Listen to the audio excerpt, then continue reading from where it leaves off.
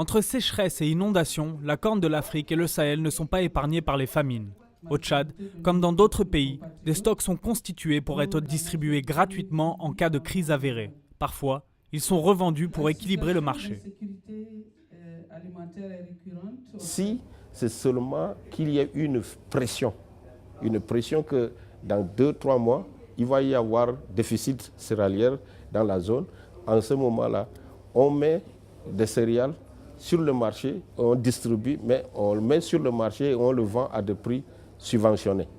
Au prix subventionné, les sacs de céréales coûtent 2 fois moins cher. Une stratégie en place depuis une dizaine d'années sans enrayer les crises alimentaires.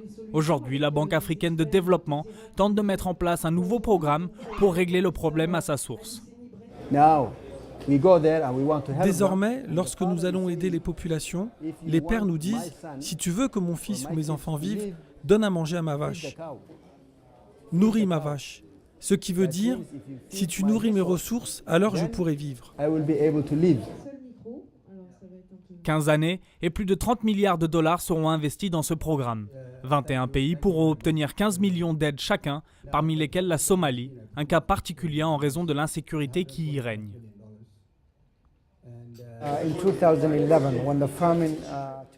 En 2012, lorsque la famine a frappé la Somalie, 250 000 Somaliens sont morts de famine.